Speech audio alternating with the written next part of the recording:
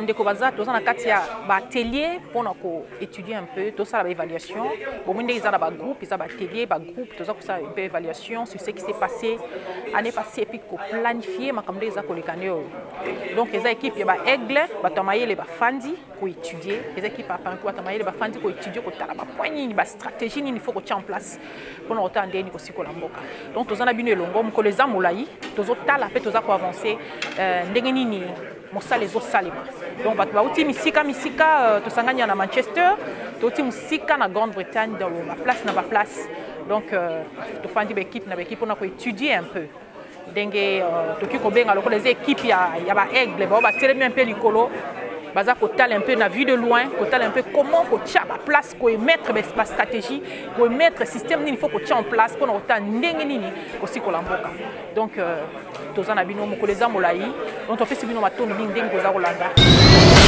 tangu ifweni bandeko na ngai ndenge toloba na Kikongo ngonge koki donc nde tozotala wana bandeko bafandi na mesa bafandi tout autour baza ko étudier ba plan ba stratégie baza ko étudier sur les 7 points pesa ki biso président na biso Honoré Ngbanda ya pareko pour na ko étudier un peu ba mesure 7 points ou ba mesure pour na ko bimisa komema Congo na un soulèvement populaire réussi. Tomoni bango na batelier, tozomona bango ba fandi, masolo eza ko kende, masolo eza ko betama, bato maile baza ko pesa ba point de vue, bato na bato baza ko loba, ce qu'il faut réellement faire. Mutu na mutazo ko na idée na ye pona ko solola. E fandi wana ba congolais ya solo, bana ya mboka 100% baza ko solola. Kasi bazo solola nini ndenge to solola ki. Ba solola sur les 7 points, les 7 mesures. Oui, Pesakibiso, président Honoré, mesure à l'Ebosso Lobaki, la suspension des activités des partis politiques. Nous avons récapitulé un peu dans ma bombango. Mesure, normalement, il fallait ça le 31 décembre, qui est prévu le président, mais ce n'est pas tard. Car cela ne tienne. Et ils ont continué au Salema et tout saluer en passant courage à Congolais au Basiba Bandi Kotika, Batiena Sebilo comme sous Bambon à Batou. Alors, il y a Bibalé Zalaki la constitution d'un front patriotique de salut public. Awa, il y a les Kambo. Il y a parti politique, mon côté au Salema. Il y a les Kambo. Il y a front patriotique. Donc, Banamboka Bafandi Nasi, Congolais 100%. Fandi Nasi, na mesa moko pona ko solola, ko tala. Ndenge nini ko sala pona ko sikola mboka, ndenge nini ko sala pona ko mema population na mouvement na soulèvement populaire ya solo. Soulèvement populaire réussi. Soulèvement populaire comme il se doit. Ezali so makambo te yo ya ba makambo répétitif le kola o teke ko signer certains accords o teke pona ko sala marche pacifique, marche boye, ba kombo ebele bakilezo sopa na kapamba eloko moko isalema te aweza changement de stratégie mona mboka ya solo afandi atie maele na mosala azu polele n'éclairage ndenge nini ko sala pona ko ma population na soulèvement populaire ya solo point ya misato zalaki le retrait des opposants politiques des institutions publiques bado kona biso ba opposants o bazana mwa maboko moke na kati na ba nini politique na ba institutions publiques ko récupérer c'est-à-dire ko vanda nanu ko déposer nanu na politique, ko déposer nano, ko tika, juste pour un temps, pour gagner biso na nini, ko profiter biso na nini, population o ba benga biso ba papa, population o ba tale la biso, to population bazo tale la bino ba opposant, bino ba opposant wana bozaki voter pour na kolobe la population, ko profiter bino na nini, population wana ba lelaka, to ba benga ka bino miyibi, batala ka bino batala ba bazo ski samboka bango wana. Awe zalaki na point oyo bande ko na biso ba opposant, ba ko retirer maboko na bango na kati ya biloko public pona ko lakisa ki congolais na bango ko lakisa identité vraie identité na bango contrairement na ndenge tozolo ba makambo eza ko tambola na ba réseaux sociaux ba bi congolais ayoka na kati ce qui est archi faux parce que tu es bi ki congolais a solo na point o tozo yebana. Alors, tous les cas qui n'a point numéro 4, c'est là que le déclenchement d'un vaste mouvement de désobéissance civique. Il y a qui un professeur à l'université, il y a un professeur dans le secteur privé. Donc, il y a grève, mais désobéissance civique. Il y a un salaté, il y a un car d'un seul clap, paf, il y a un salaté. Donc, c'est un peu ça. dès tous les cas qui n'a point numéro 5, un appel commun au peuple à s'approprier les symboles du pouvoir. D'ailleurs, la population, c'est quoi? Il y a malembe, si il y a ce symbole de pouvoir, ils allaient le Sénat, RTNC, RTNC, le gouvernorat, le palais des marbres, le palais de justice. Alors, les Congolais, ils malembe, récupérer symbole et symbole à pouvoir. Des simaso qui ont récupéré symbole à pouvoir. Dans tous les cas, qui n'a pas numéro 6, un appel commun à l'adresse des militaires, des policiers, des agents, des services spéciaux à soutenir le peuple. Tant au peuple les autres qui pour récupérer symbole à pouvoir, ça a besoin qu'on la canaliser. Parce a besoin, il y a bato na biso bagaba ba batelaka biso na mboka ba policier na biso moko ya ba payate ba policier na biso ba ndeko na biso ya aner pour na ko diriger population ba ebanzela ni baza ko kende ba ebeskani mongu nazali pour na ko récupérer mboka pour na ko récupérer ba symbole ya pouvoir. Alors nde eshitaki mba moko na 7e point oyo conseiller biso ba ndeko ya diaspora wana na moment na biso stocké pe na ba ambassade na biso to récupérer. D'ailleurs, tu as des Congolais à solo kuna pour pas qu'on des portes et ça de récupérer. Ah, ils ont dit le camté que boké de boké que ça là ceux qui nous toquent au bundandenge na diaspora to mécène to lutter makasi. Mais ah oui, vous avez boké beaucoup de Congolais solo batien na sei. Donc il est récupérer. Donc il récupérer. Tozui to net na ambassade ya minene, loko là bas na Washington ndenge le baki président Honoré Ngwanda, loko là na Genève, na Londres, na Bruxelles. Pena esika nyonso esika ambassade ya RDC ezwami bongo bandeko na ngai na ba 7 points oyo toziongo na kati ya leaflet wana bandeko baza ko partager wana bandeko baza ko étudier ndeko congolais kotika la simate leaflet yango yo epesami eza élaboré pe bandeko baza ko étudier yo kotika la simate eza likambo na yo congolais eza likambo na nga congolais zwa leaflet tango bandeko ba opesa leaflet zwa leaflet tanga Maniola, ezali kambo na yo, ezali kambo na nga. Tanga leaflet, yebele ke komami na kati. Toyebi malamu te na niveau ya Kinshasa, pe na niveau ya ba province, ba ndeko na biso oyo ya ba ONG misusu international, ba o ba yebi ndenge nini ko panza sango o na ba ndeko yo bazwaki ngolo ko kelekela cité ba koyeba ndenge nini ko mema ko buka message oyo na niveau ya langage ya kinois nyonso, na niveau ya langage ya congolais nyonso. Eza na minoko ebele message epesamaki na minoko ebele minoko na biso nyonso ya mboka na Kikongo ekomamaki na Lingala ekomami na Swahili ekomami na Chilube ekomami na français ekomami na monoko nyonso toyeba na kobeta lisolo oyo tobeti lisusu lokolo bati eza lisolo ya libota papa betela mama lisolo mama kitisa na bana bosolo na baninga eza lisolo ya congolais nyonso eza lisolo oyo aza na suki ya pembe na moto tina oyo aza komela mabele to beta lisolo soki biso moko to beti lisolo mboka te mongu naza ko déformer lisolo bongo to moni ndenge bandeko bafandi na bateli baza ko étudier bandeko baza ko étudier baza ko maniola ça leur a pris beaucoup de temps pour ko étudier ko tia maele na mesa ko tia maele nesika congolais moko tazami de côté congolais nyonso afandi na mesa donc yo pende ko nanga ko négliger te zala sur congolais nyonso pene na yo azu information zala sur congolais nyonso pene na yo ayoki yo donc journée za ko continuer to zo mona liboso na pesi bandeko nyonso bavandi ya mbote mbote na Congo ya comité territorial ya Apareko. Bon, merci beaucoup pour la présence à moko na moko. Donc to remercier bino nyonso, to remercier ba comité nyonso présence ya chaque comité. Alors toko salisa réunion au vraiment na toko sala nyonso ke to salisa ngo na ndenge moko ya mokuse mais to meka ko décortiquer biloko nyonso tozana ngo tozana au moins 7 points au biso to partager na bino awa. Alors eloko ya liboso tozo banda nango awa ezali présentation ya ba comité urbain.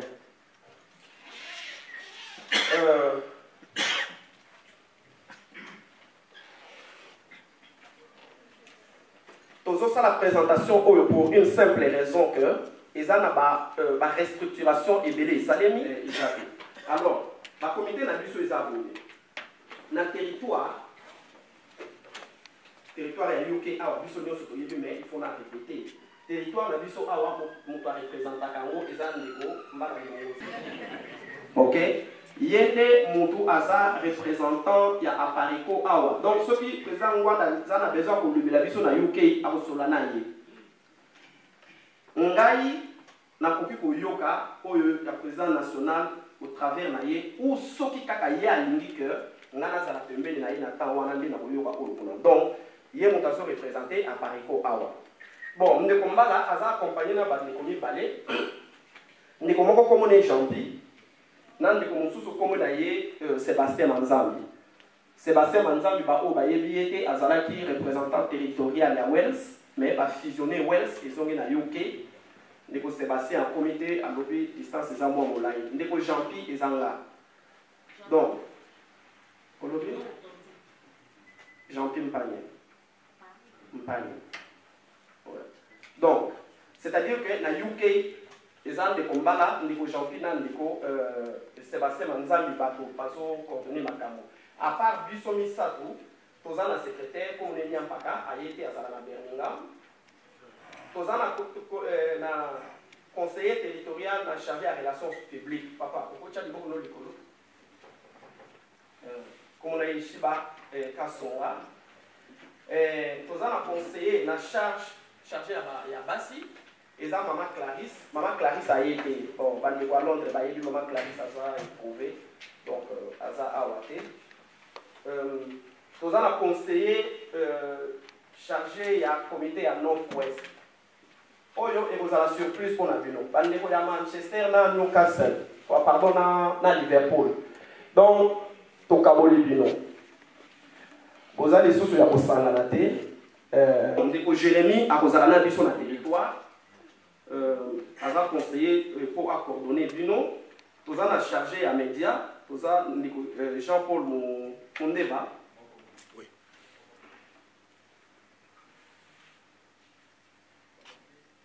Philomène, on dit Jean-Paul Mondeba. Oui. Nous avons un conseiller territorial chargé de la mobilisation. Comme on est papa Pate Maloso, Aza Awa. Ok, nous avons une représentation urbaine. À Paris, Londres, mais la Koyakate. Donc, maman Julienne, pas mon ayo. Biso à table, mon biso, mais il faut pas mon ayo. Parce que Koyaka.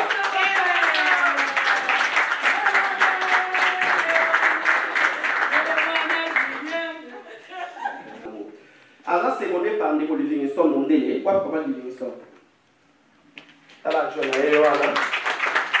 Tozana secrétaire na bango papa Mfabal.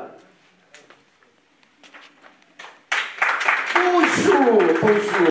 Tozana secrétaire adjoint papa Josephat Ayebela.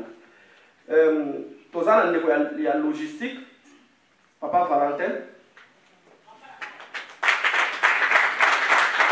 Mais c'est quoi papa Valentin? Tozana adjoint à jeunesse. Sorry.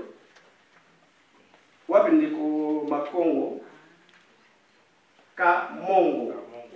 Ndiko ka Mongo wapi? Ka Mongo muke. Donc, ok. Et puis tout ça on a adjoint na ye.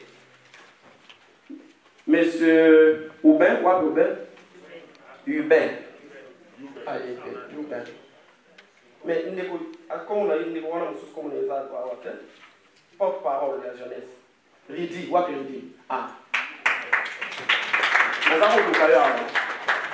Bon, on a un comité à Londres. Ce qu'on a à Londres est que, au yoki comme on a eu à Wate, selon la maman Julienne, nous sommes tous on a un représentant urbain, un bureau par rapport à un bureau dans l'État.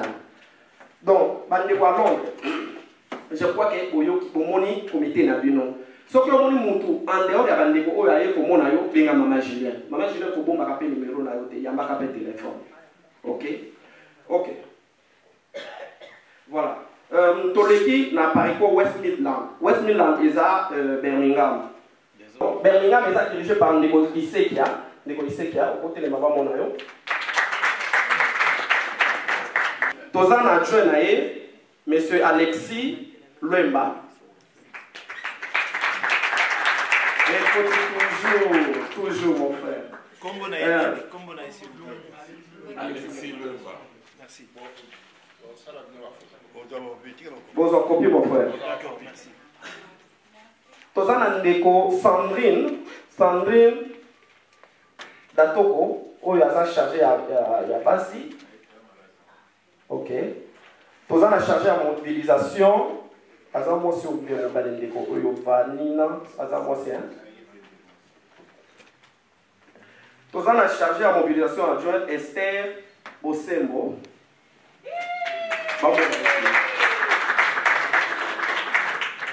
Toza na représentant ya jeunesse wapi ndeko Audrey wapi ye aza makasi, ye aza vraiment représentant ba jeune ya solo. Il faut bokutana na ndeko wana hein, donc bosala bomoko ebosunga vraiment. Toza na besoin ba jeune, toza na bateau vraiment baza na souci ya Congo. OK. Et puis toza na représentant ya jeunesse adjoint Richard Kasongo.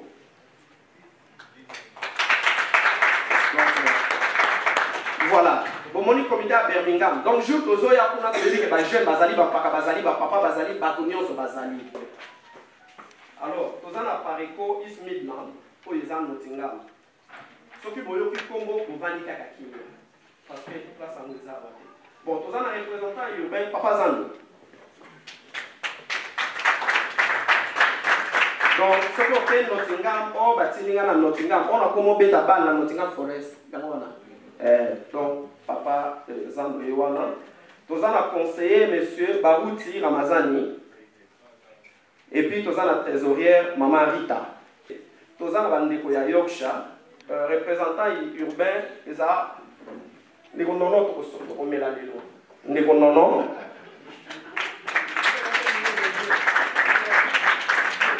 Ndekonono azalaki adjoint ya Papa Sengi depuis plusieurs années. Donc elle a été très fidèle. Et Papa Sengi a quelle région Ndekonono a eu place na ye. Toza na adjointe na ye Maman Myriam Tansia yebe aza éprouvé ensemble na maman. Donc, ce que lui place au Tokopona, rencontre la biso Kolanda, donc il y a des moutons qui la biso Makelele. Toké à Parico Northwest, place au Picoli, président Jérémy. Donc, désormais à Manchester,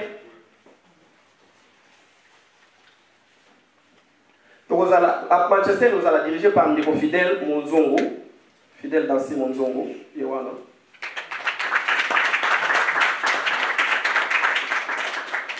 Ndeko Fidèle Azan à Parico depuis, je crois même, il y a un Parico avant Manga, je crois.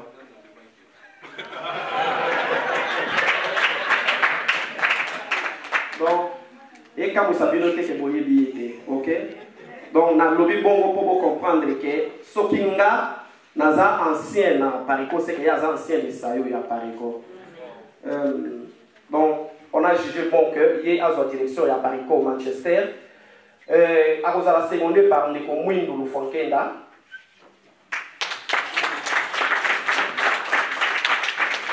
Il y a travaillé avec déjà le président Jérémy. Je crois que par ça le Dieu y a bien, par Koyo Kanamandamo. Tous la secrétaire Maman Myriam Mounongo.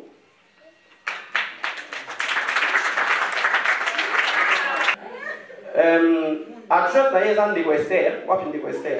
Na mona kia. Donc, nous avons chargé à média M. Picha Ikolombe.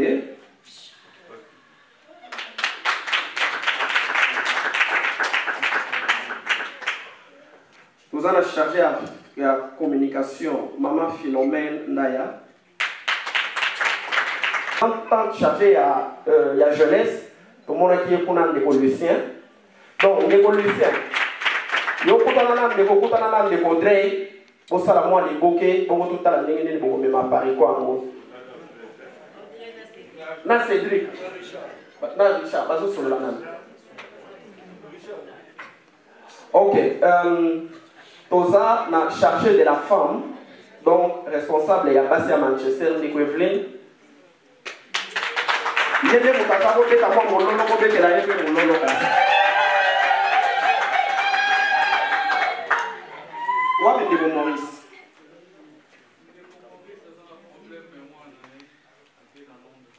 OK. Ndeko Maurice ça chargé ya logistique na comité à Manchester. Toza na comité o yebota misika. Représentant urbain à Liverpool désormais ndeko Barley kendo ko lukanda ko na Liverpool donc désormais yo moto ko représenter à Paris ko na Liverpool.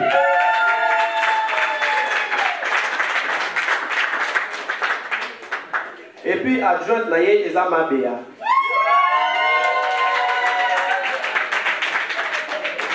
Mabea siko ba question ba ko ba opposer ndé pai na yo ko poser les sote ba opposer ndé pai na yo. Secrétaire na bino boza toza na maman Élysée Mbala. Maman Élysée. Pardon? Kabemba. Élysée Kabemba. OK.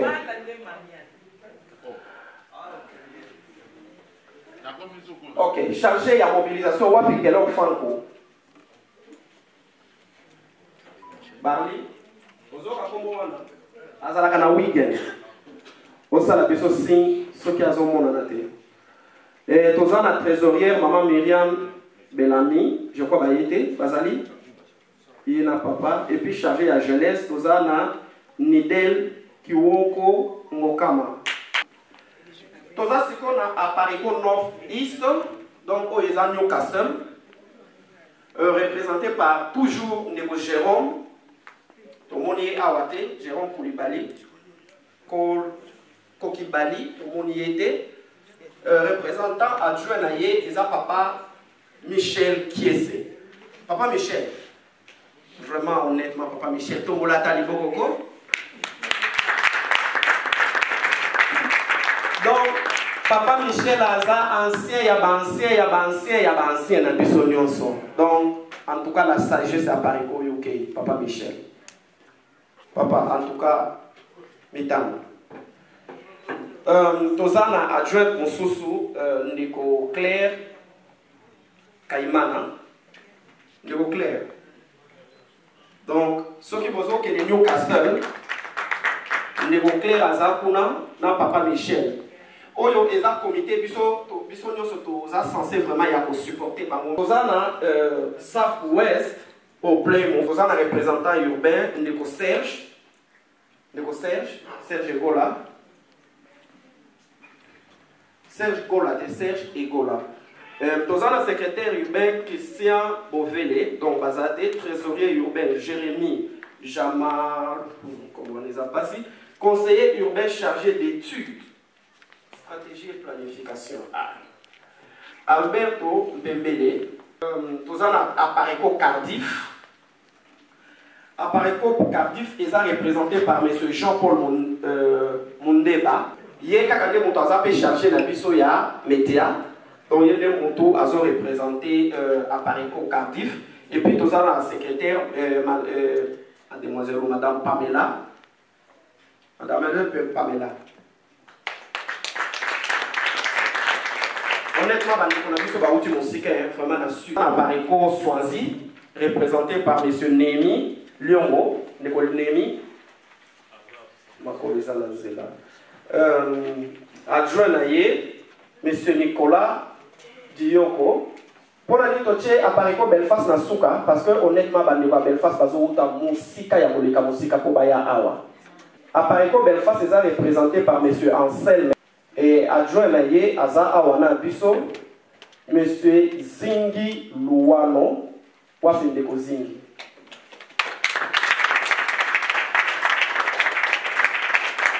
Donc, secrétaire Nabango Eza Ndeko Biso enriche, tout le monde a toujours Ndeko enriche Aya Biso de temps en temps de l'Oazade.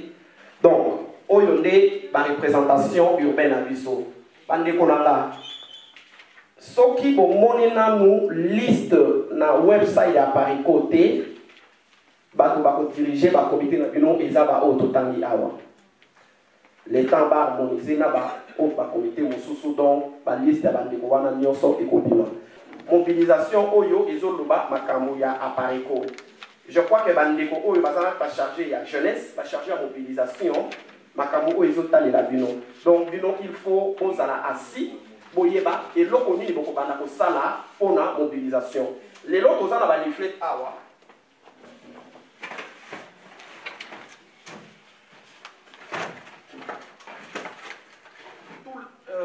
Tous les jours lelo toza na matériel awa.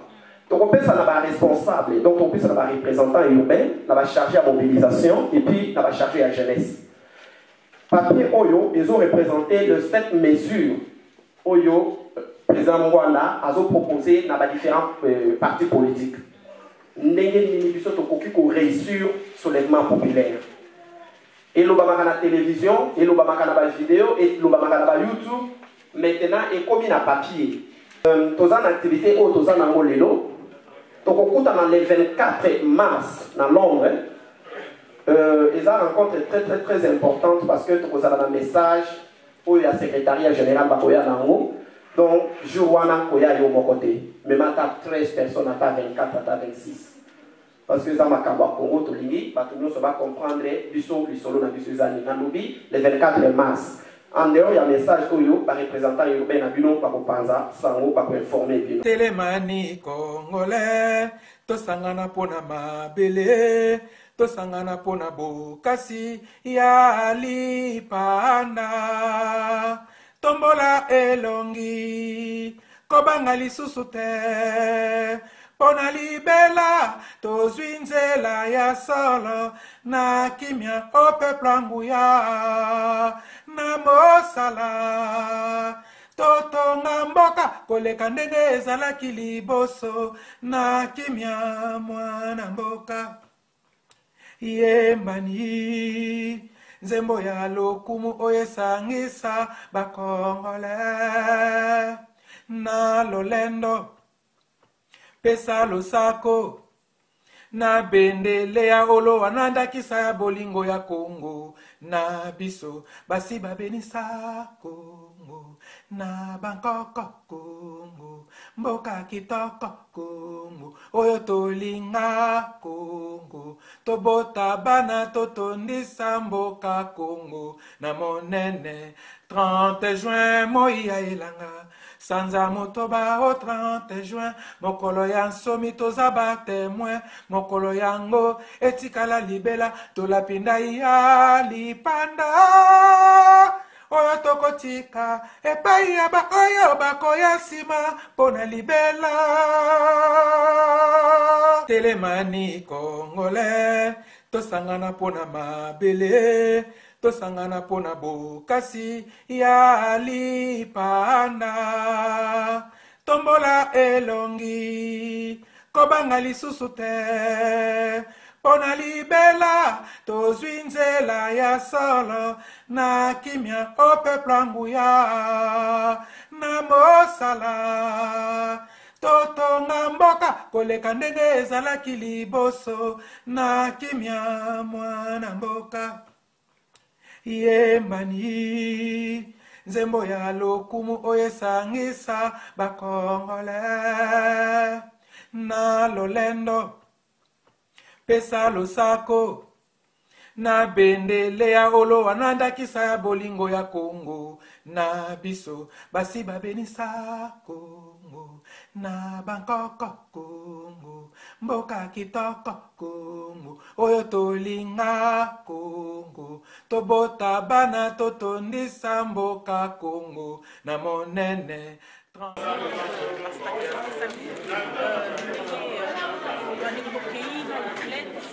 on a partagé 7 points.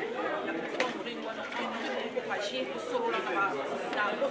peu sur les 7 points pour propager, pour faire comprendre, pour faire comprendre la population, un